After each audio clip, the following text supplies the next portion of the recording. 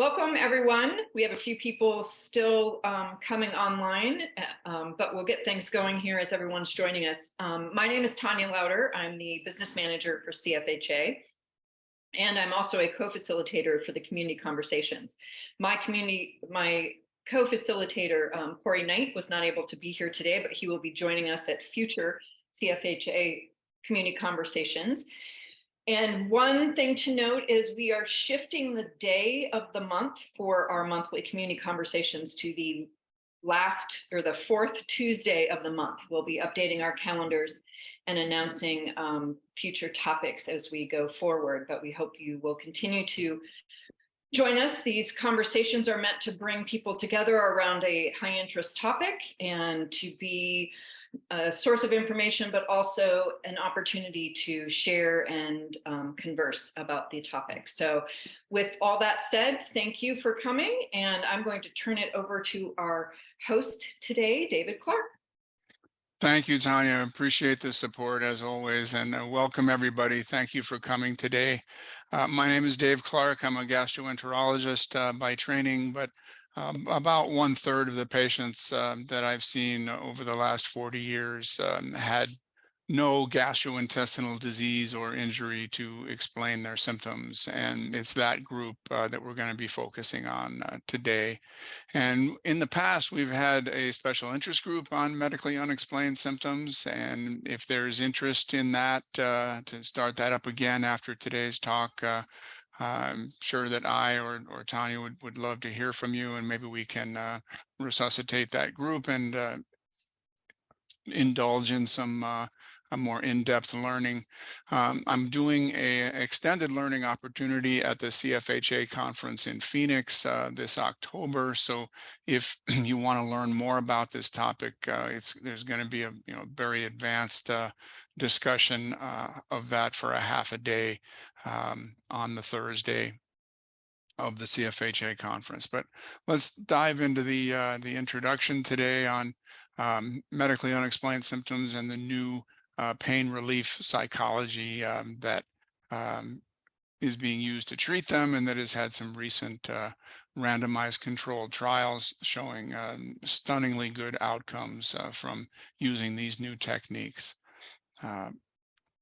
Just get my slides up here, and you should be seeing the word psychophysiologic disorders, which is abbreviated PPD, on the screen. And these are the learning objectives. We're going to learn how to define their clinical characteristics and prevalence.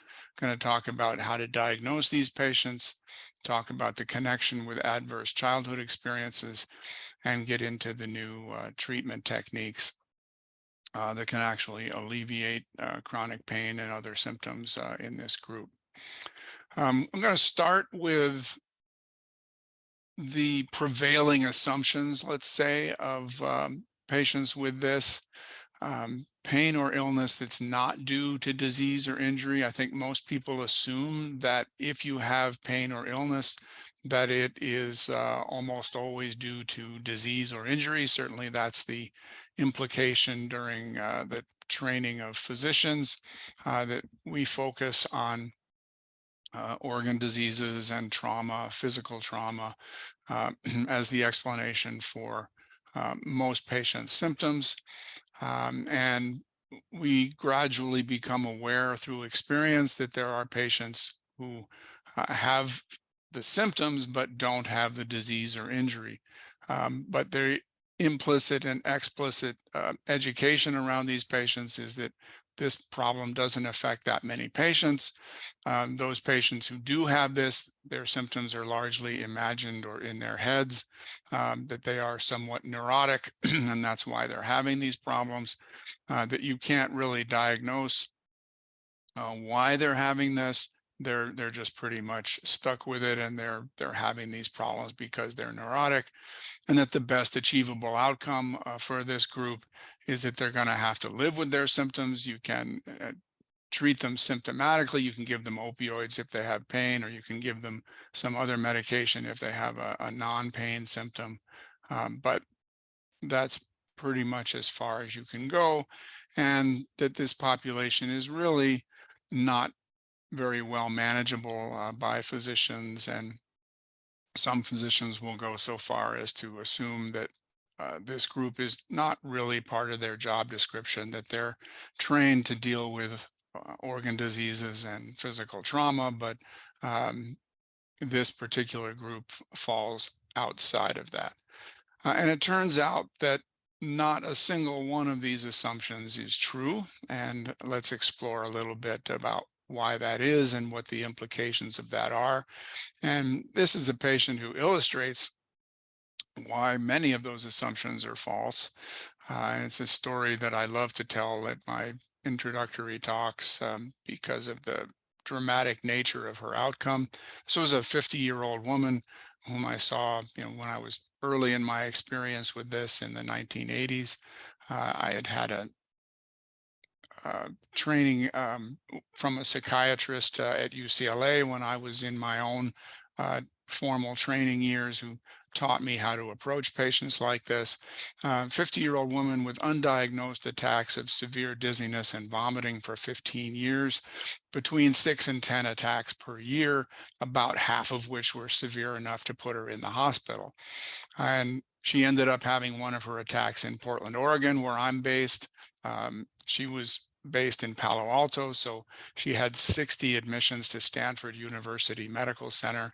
So when I went in to see her, she said something to me I'd never heard from any other patient, which was, "Thank you for coming, doctor, but you're wasting your time. You'd be much better off going to see your other patients." And when I asked her why she would say that, it turned out that she'd had a thorough evaluation. You can imagine, with 60 admissions, she saw a dozen specialists, including a psychiatrist, and no explanation for her symptoms was found. But by this point, I'd had enough experience to know that somebody who clearly did not have an organ disease or an injury to explain her symptoms after all that diagnostic evaluation, I knew what to look for, and that was to look for an unrecognized psychosocial stress. And in her case, it was not that difficult to find, and I was able to persuade her and document for her unequivocally that there was a connection between the stress and her episodes of illness. And in her case, just bringing this realization into conscious awareness was not only enough to confirm the diagnosis, but also enough to alleviate her symptoms pretty much on the spot.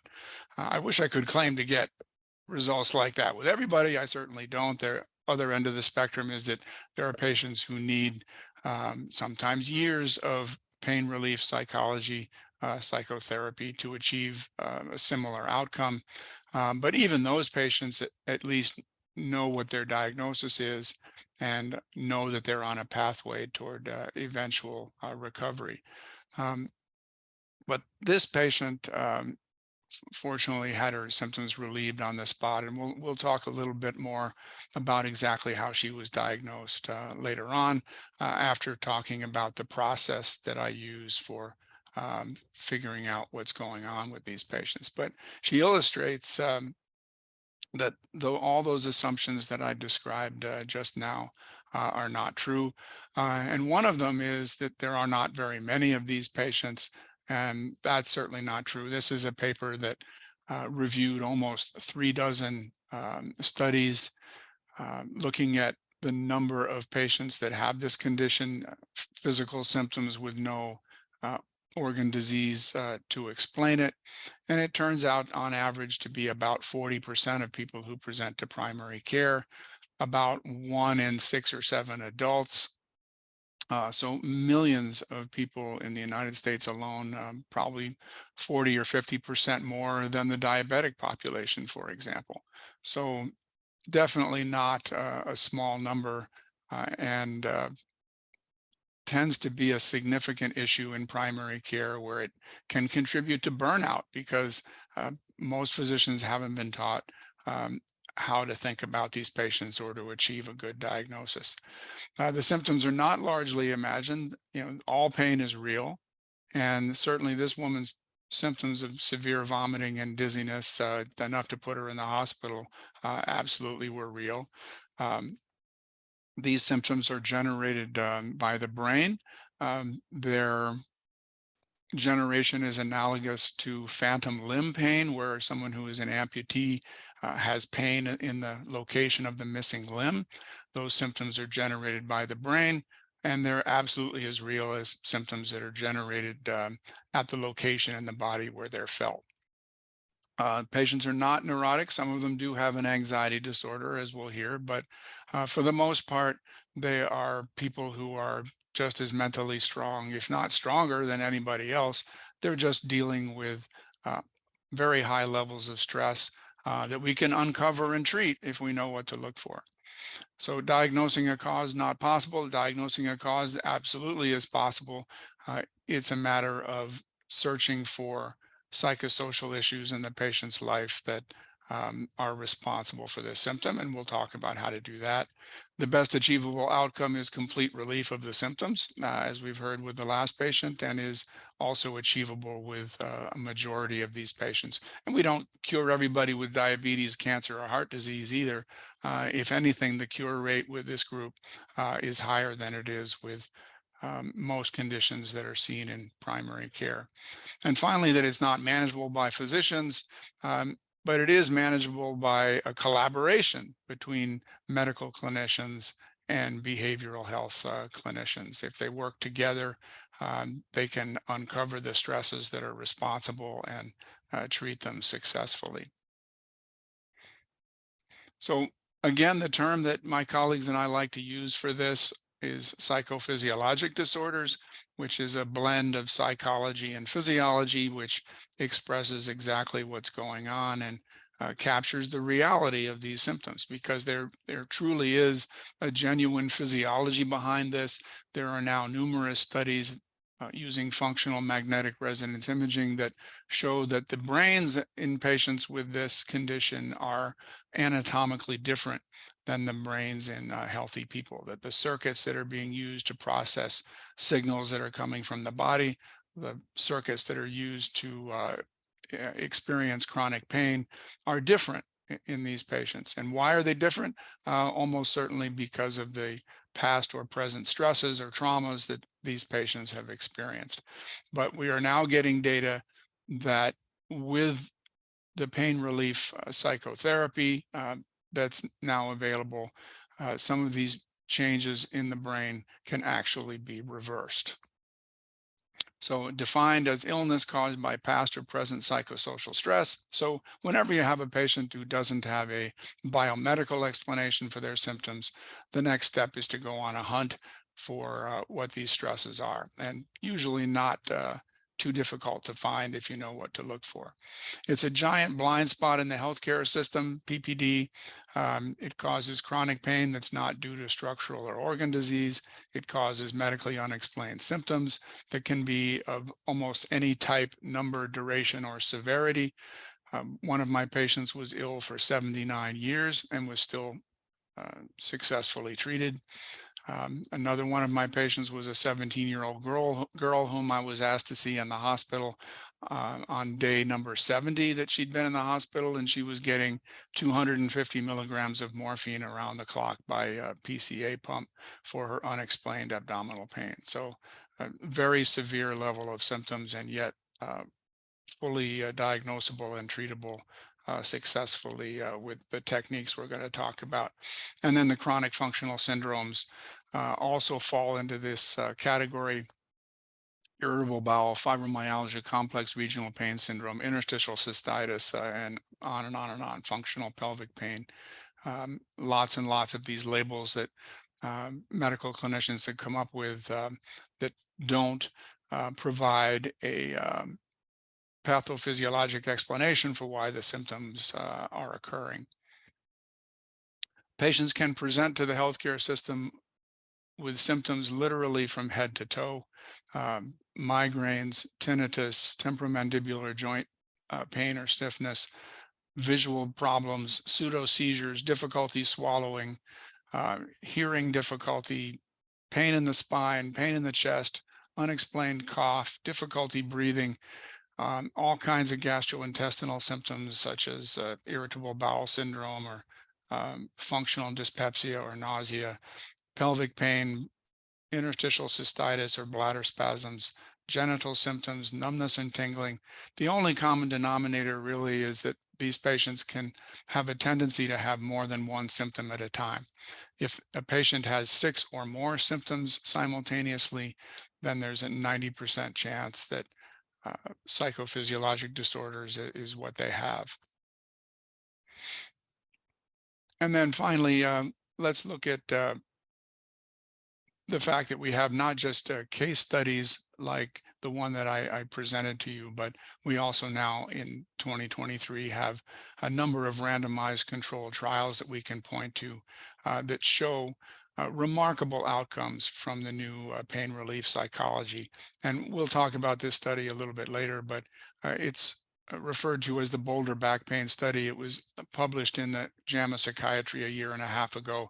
They took 3 groups of people who'd had chronic back pain, not from nerve damage, just pain with no muscle weakness or numbness caused by nerve damage, but non-structural spine pain for an average of 10 years, divided them randomly into 3 groups. One group got usual care, that's the black line.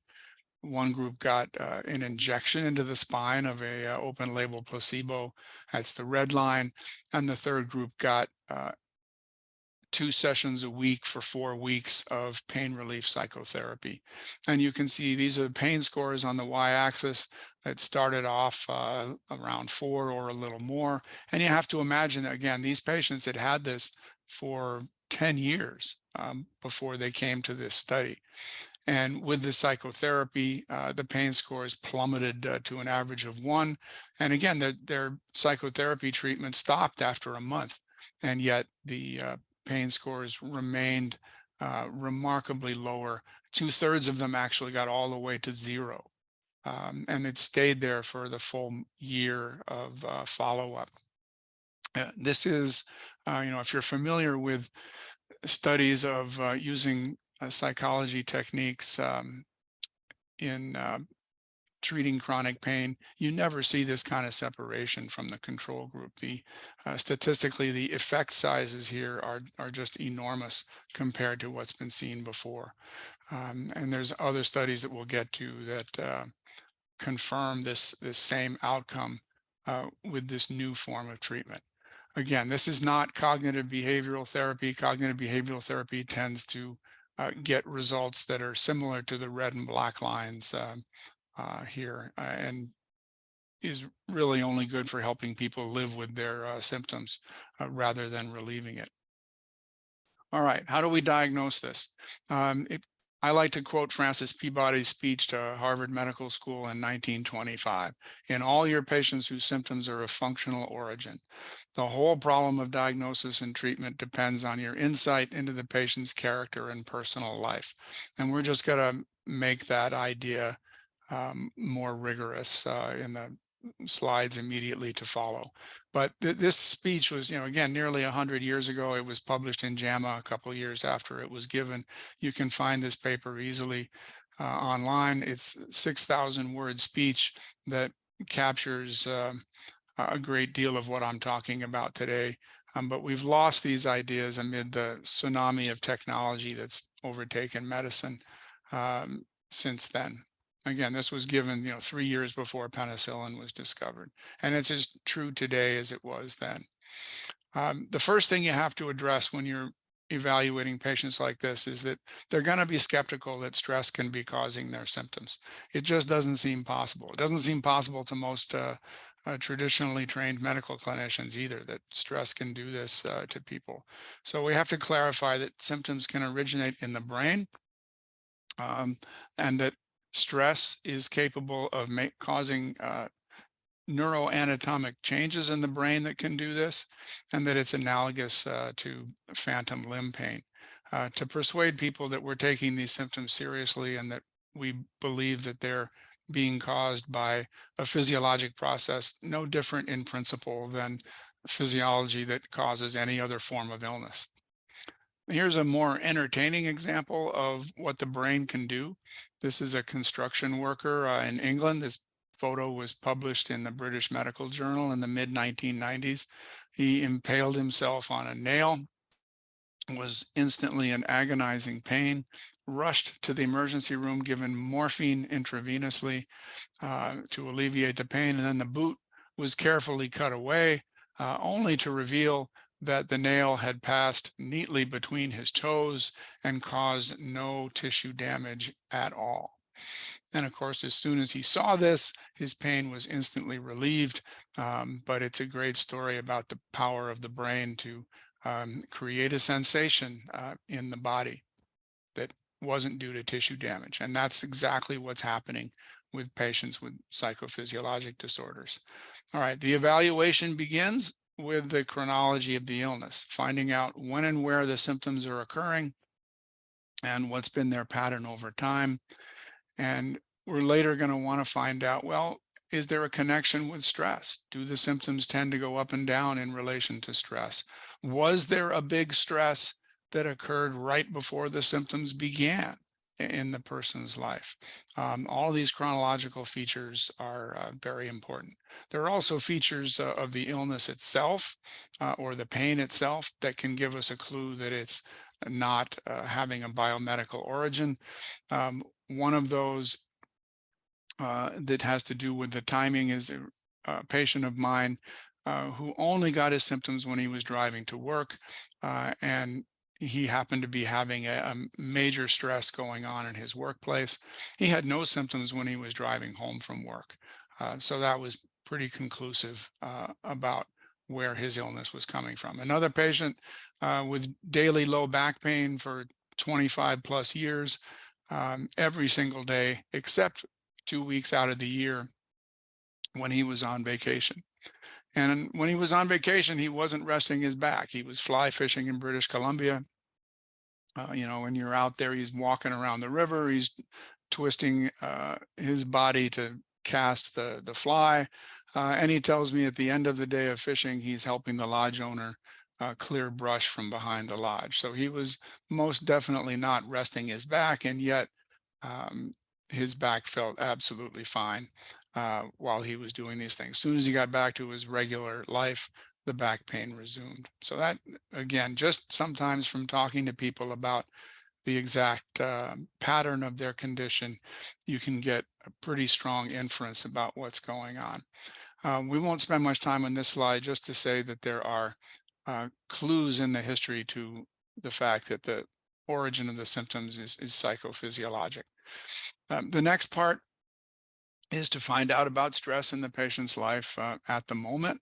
Does it match up chronologically with the patient's symptoms in terms of when and where they began, or what their pattern has been over time?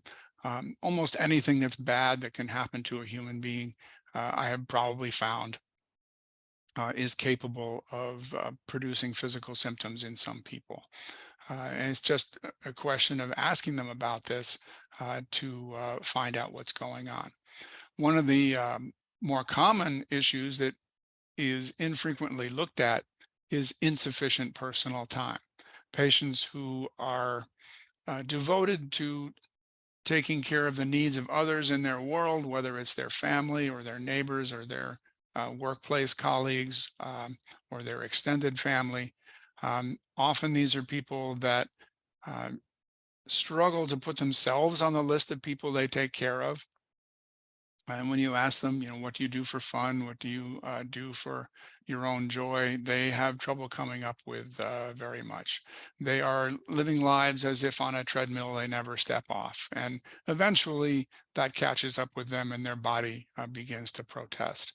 And this often happens in people who grew up in challenging home circumstances where, as children, they never quite got opportunities to play. They had to focus their attention on the issues in that household, and they just never got to be kids. And so, as adults, they don't know how to put the rest of the world on the shelf and pay attention to their own needs. And as I say, again, that can catch up with people, and they can get pain or illness, or chronic fatigue is another one that another way that that can manifest. Biggest shock of my medical education was finding out that stress when you were a child could make you ill as an adult. My very first patient with this condition, the one that kind of opened my eyes to the uh, very significant levels of illness that could result from this, was a woman who had been averaging one bowel movement a month for 2 years. A woman in her late 30s. It turned out she'd been molested by her father repeatedly as a girl. And there was a connection between that early sexual abuse and the fact that she became ill in the middle of her life. And she was successfully treated by the psychiatrist that became my mentor and gave me the initial framework for thinking about this condition.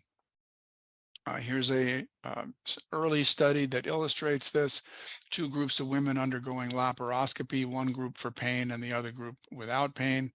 The two groups had exactly the same findings in their pelvis at laparoscopy, two-thirds normal exam and one-third had one or more findings. So there was really no difference in the groups with respect to the laparoscopy findings. What was different was the prevalence of a history of childhood sexual abuse, which was 3 times higher in the group with the pelvic pain compared to the group with no pain. And this is a association that I see over and over again in my practice, not necessarily just sexual abuse, but any kind of mistreatment of the child can have these long-term consequences that can play out into psychophysiologic symptoms. How do I ask about this in a patient who's potentially I've never met before? Usually have never met before. I'll just ask them an open-ended question. Did you experience stress as a child? Can you tell me how severe it was on a scale of 0 to 10?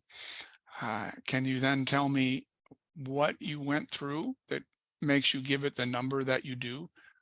These patients often have a tendency to minimize what they experienced.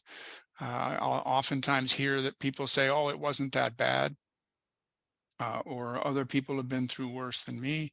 Um, but when they start describing what they actually went through, and they're usually very willing to do this, you begin to understand that it was a lot more than the patient is appreciating.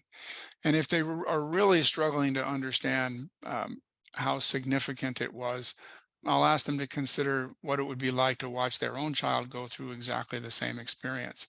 And that turns out to be a highly useful question because it helps people gain a realistic appreciation for exactly how much they went through. And that is fundamental to making progress with some of the long-term consequences from this that lead to the symptoms.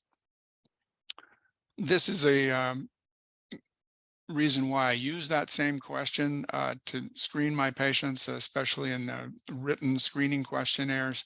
I would ask people, if you learned that a child you care about was growing up exactly as you did, how would this make you feel? And I'd give people 4 potential answers that you can see on the bottom of the screen there, that they would be happy if they learned that a kid was growing up the way they did, or they'd be neutral about it, or they'd be sad or angry about it, or they'd be very sad or very angry. And I cross-reference this with the traditional ACE score, um, which consists of 10 items, various forms of adversity that children can experience. And if you had one of those forms of adversity, you get 1 point on your ACE score, as I'm sure most of you know. And you can see there's a very strong relationship between people's answers to my single question and their responses to the full 10-item ACE questionnaire. So I tended not to use the 10-item ACE questionnaire because it's rather long, but it also leaves out a lot of things. Even though it's 10 items long, there are a number of forms of adversity that children can experience that are simply not asked about on the ACE questionnaire, and that can have some of these long-term consequences, one of which can be psychophysiologic symptoms. So I tended to focus on just using this one question. It's very efficient, and it pretty much covers everything that you'd want to know about your patient's childhood experience, and can be a starting point for discussion. So what is the long-term impact of ACEs? A lot of people, when they hear about a patient who's been through childhood adversity, um, they have a tendency to assume that it's in the past, that that horse has left the barn. There's nothing you can do about it. It's unfortunate that they experienced this, but you know, what are we going to do today? And it turns out that there's a lot we can do today, that the adverse childhood experiences have long-term impact, and that that impact can be addressed in a way that's therapeutically beneficial in a variety of ways, but specifically can benefit psychophysiologic symptoms.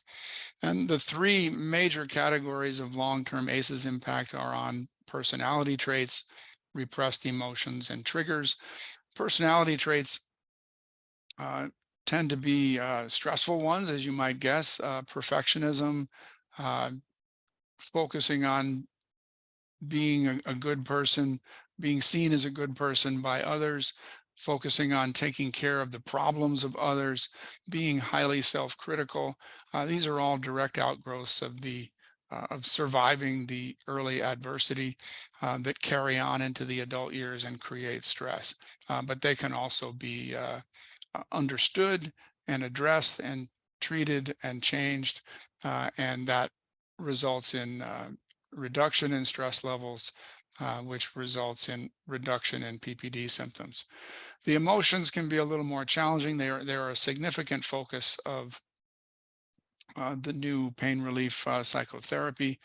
Many of these patients have major amounts of repressed emotions, negative emotions. Anger is a big one. Fear is another one. Shame, grief, or guilt occur in some patients as well. When patients are helped to consciously recognize these, then they can deal with them. They can turn them into words. They can write about them. They can speak about them. And when they do that, the emotions no longer need to be expressed somatically. They are instead expressed verbally, and that results in a reduction in PPD symptoms also. Major part of pain relief psychotherapy. And then finally, the triggers are people, events, or situations in the present day that are reminiscent of past adversity or trauma, and consequently serve to trigger physical symptoms or emotions in people today. The single most common of these triggers is an ACE perpetrator who is still in the patient's life today, and in some cases can directly trigger the PPD symptoms. This was actually the case with the patient I presented earlier, who'd been admitted to Stanford 60 times with no diagnosis. Her mother was still in her life. Her mother was a major trigger, and we'll talk about that in a bit. Any questions about this first part of the what I call the stress evaluation of patients with PPD? Okay, we will move on to the last three parts, which tend to be a lot more straightforward because they are mental health conditions. The only challenge here is that these mental health conditions are not presenting to the healthcare system with mental health symptoms. They are presenting with body symptoms, somatic symptoms. And it turns out that um, if you take the universe of people with depression, for example, who are presenting to any part of the healthcare system, probably the majority of them are presenting with a physical symptom, oftentimes a vague one, a little difficult for the patient to pin down. But at the same time, they may be expressing desperation for you to alleviate that symptom in some way. And if you just ask them, do you feel depressed?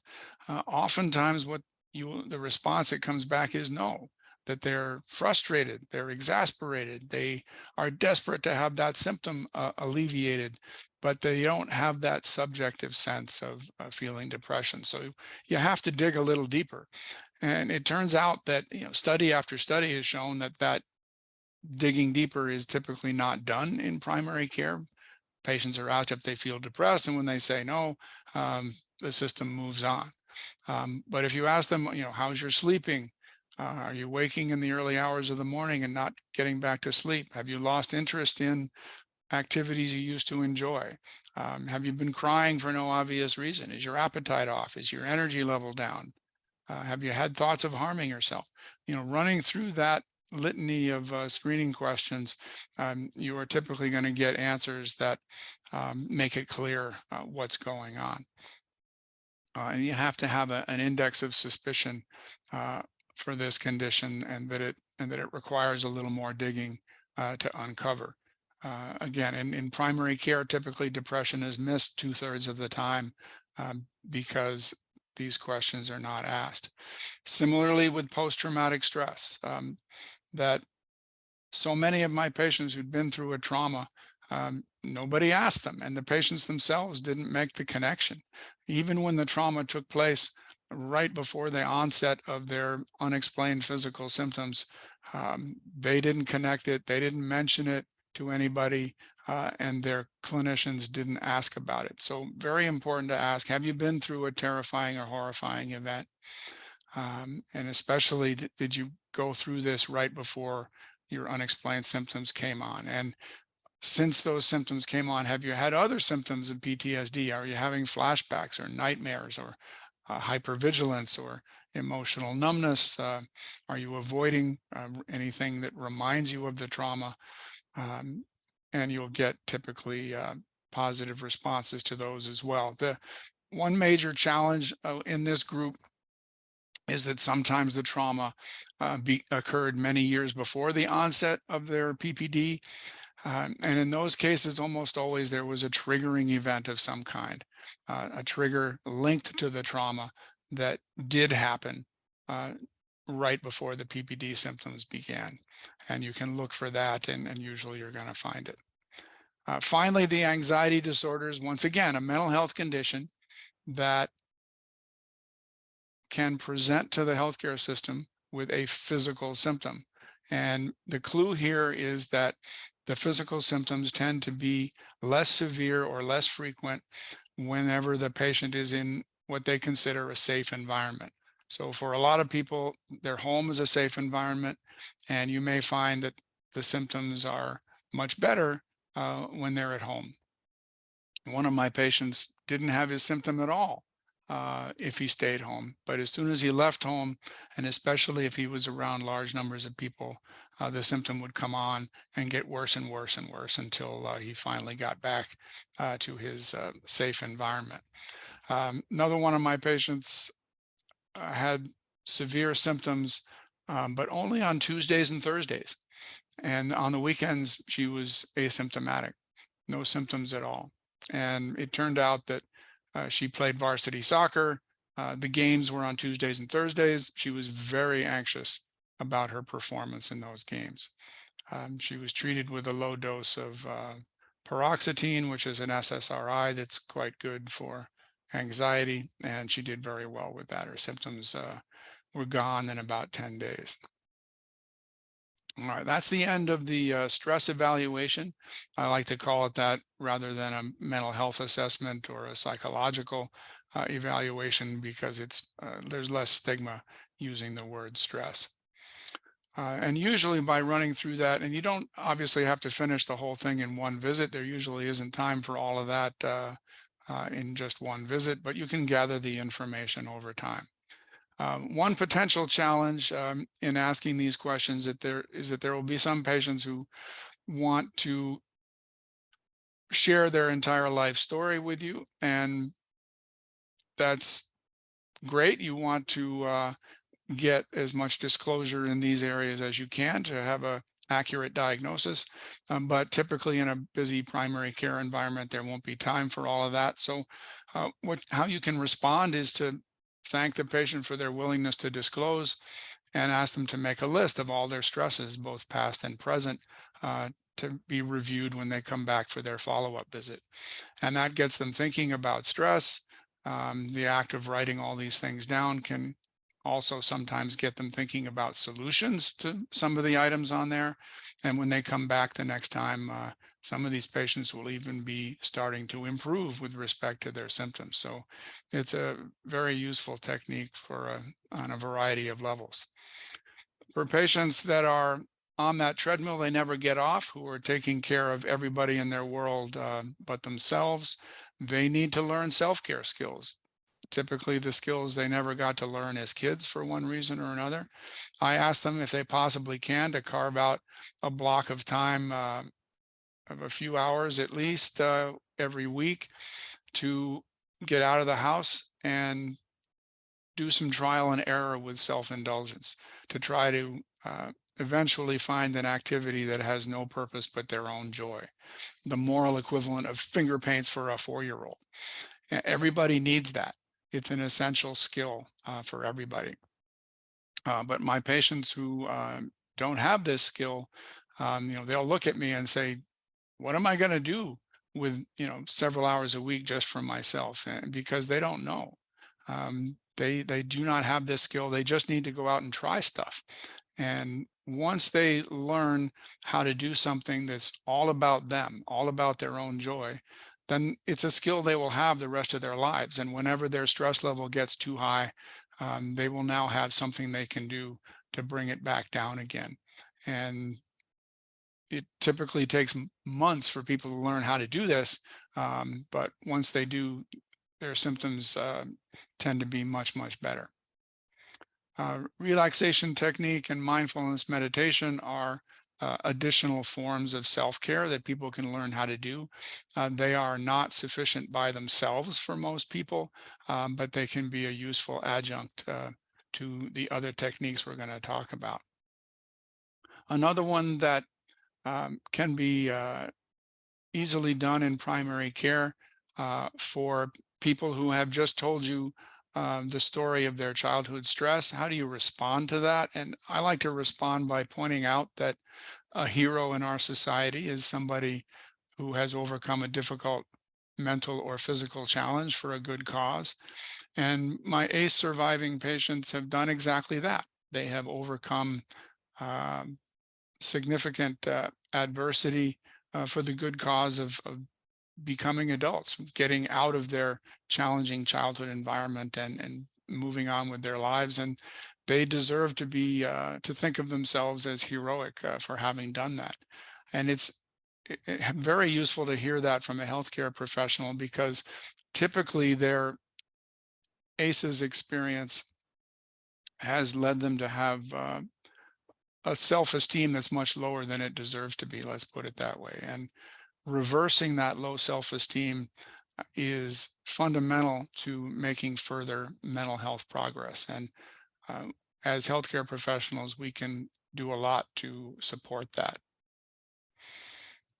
Another good technique is various forms of writing exercises.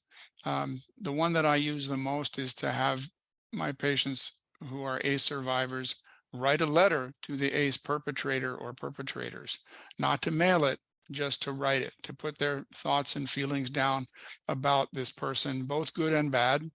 And the more of the thoughts and feelings they can put onto a piece of paper or a computer screen, the less those thoughts and feelings need to be expressed somatically. One of my patients took the letter he'd written to his father's grave, and read it to him. And he said it took him 4 or 5 hours to read the whole thing. And by the end, he was shouting. But that exercise led to probably a 90% improvement in his PPD symptoms. Again, just from being able to put these things into words rather than expressing the same emotions via his body. Something very fortunate that we have available to us in 2023 is there are books now designed to help patients cope with all these issues. I didn't have any of this early in my career, but my screen for literacy and for interest in this approach is simply, do you like to read? If the patient says no, we move on. If they say yes, there are a number of books now This is mine. All the royalties from it are donated, so I don't profit from this work that I do in this field in any way. I donate everything to a nonprofit. And this is basically consists of 4 dozen different case histories that illustrate the spectrum of different kinds of stress that are capable of causing physical illness, and provides ways to overcome that. This is a textbook that some colleagues and I wrote for professionals, but we deliberately wrote it without jargon so that mental health professionals could read the medical material and vice versa, and comprehend it.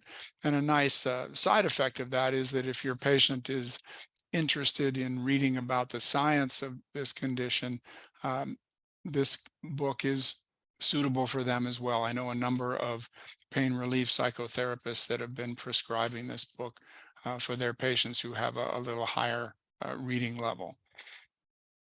Additional evidence-based resources. This is the 21st century. We have an app for this. The Curable company had consulted with, I think it's over 12 experts now in this field, and taken the best ideas and put them into a highly usable user interface.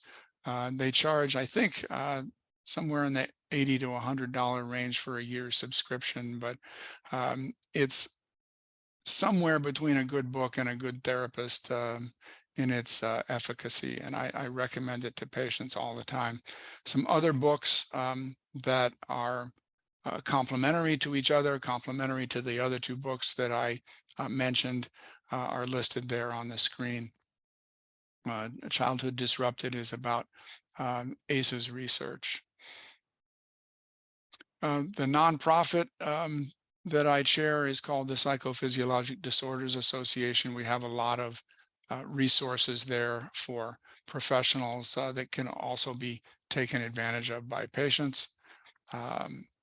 Lots of resources for patients, evidence-based books, and have a bibliography as well. All right, let's talk about the new pain relief psychology. How is it different from CBT? How is it, what are its characteristics?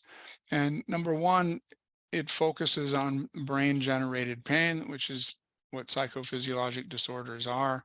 And the goal is to relieve that pain, not merely help people cope with it. And it does this by addressing adverse childhood experiences, trauma, and emotions, and also triggers. Let's look at some of the research on this. We've got several randomized controlled trials now. And this is one I showed earlier of the Boulder back pain study.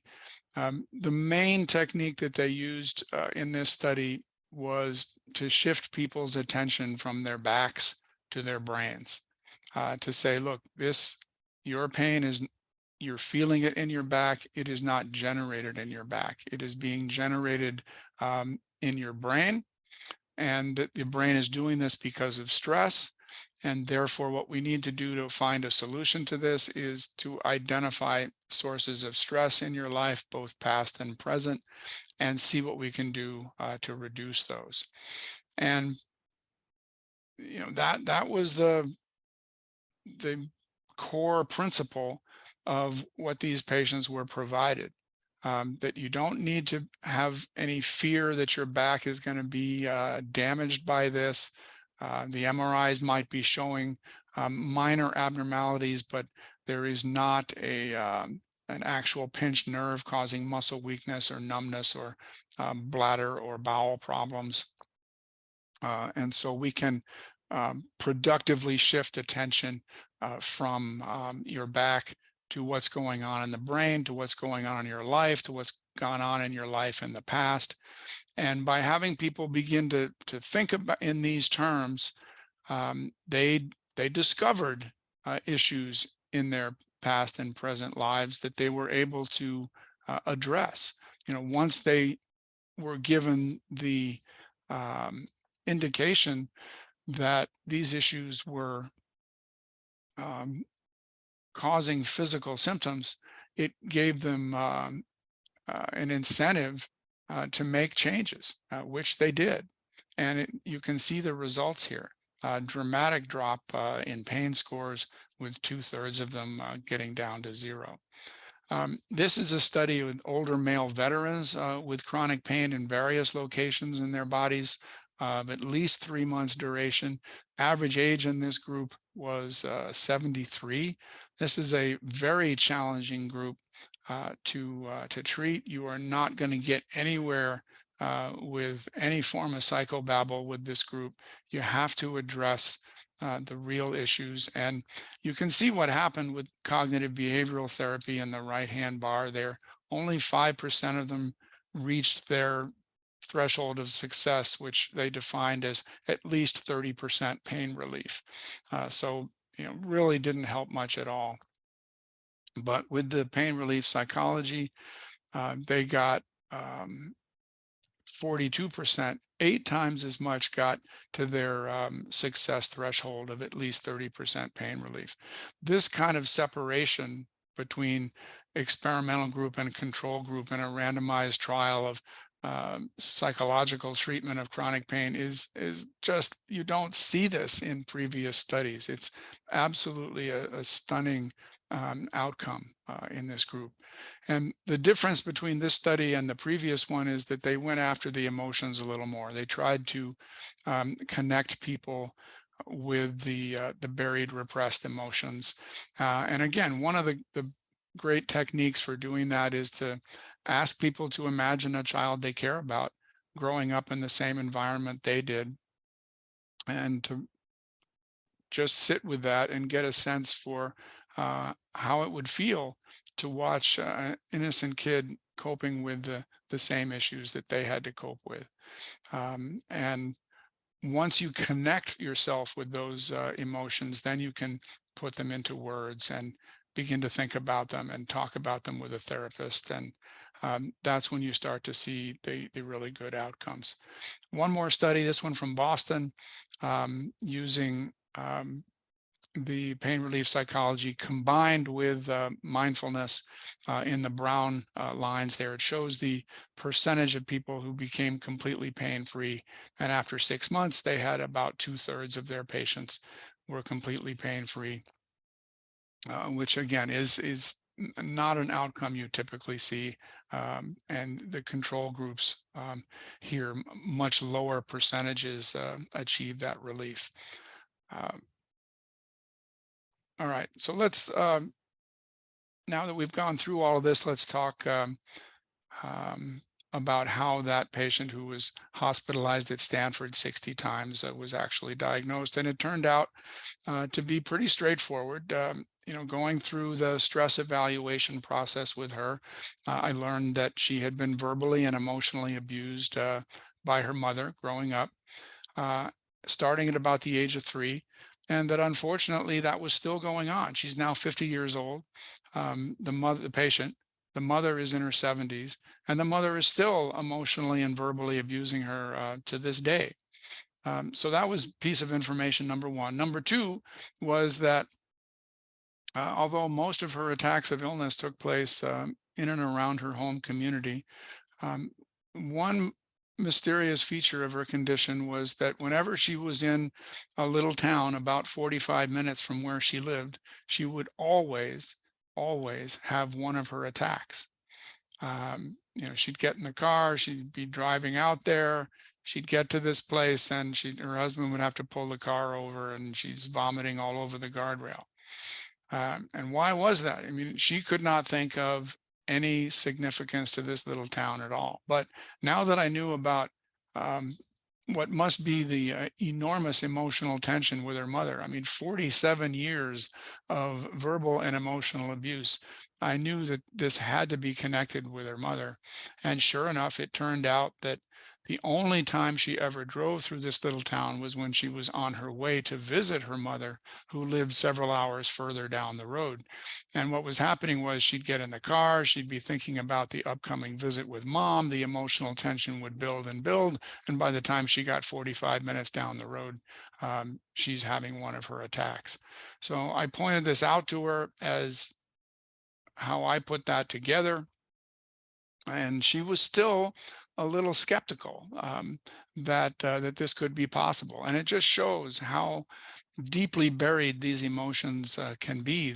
That she'd had this for 15 years and never put it together herself. And even when I was putting it together for her, she still wasn't completely seeing it until I asked her whether she ever got one of her attacks driving 45 minutes in some other direction. And then is when she realized that she could drive 45 minutes anywhere else. As long as she wasn't going to visit her mom, she'd be fine. And that was her light bulb moment. I can still remember her looking up at the ceiling and saying, "Oh my God, I can't believe it." That it was her mother who was triggering these. And it was then that her husband looked up from staring at his shoes and said, she used to get a lot of her attacks after she would talk to her mother on the phone.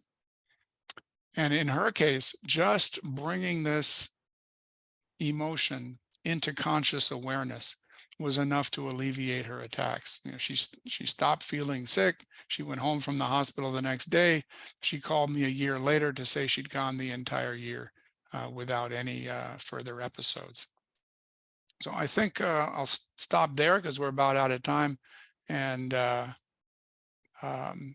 take any questions. This is a quote from Francis Peabody that I like.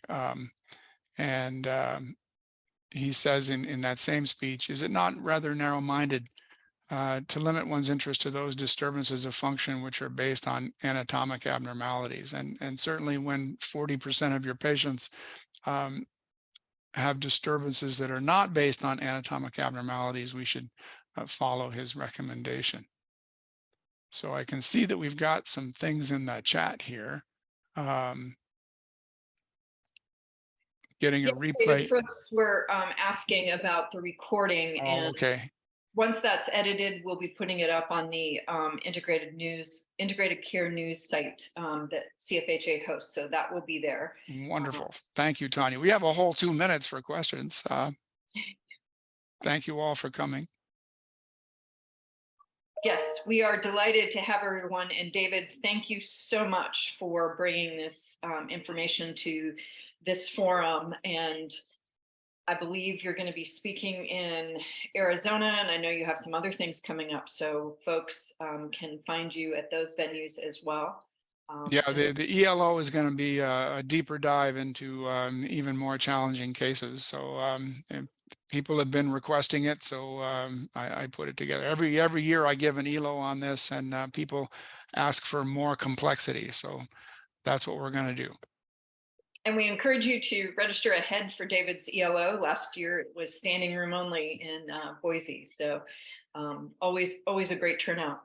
David, thank you so much for coming today. If anyone has any questions, we do still have a couple minutes here, or you can put them in the chat, or yeah, I do see no questions, just very helpful, and thank you. Okay, well, I just put the website for the nonprofit if people want to learn more about it. Let me spell that right. Yes, because there's abundant material on there, including a 200 plus reference bibliography with annotations. Very helpful. Okay, well, thank you, David, so much. Thank you, everyone, for attending, and we hope to see you in Arizona. Thanks, Tanya. Thanks, David. Have a good night.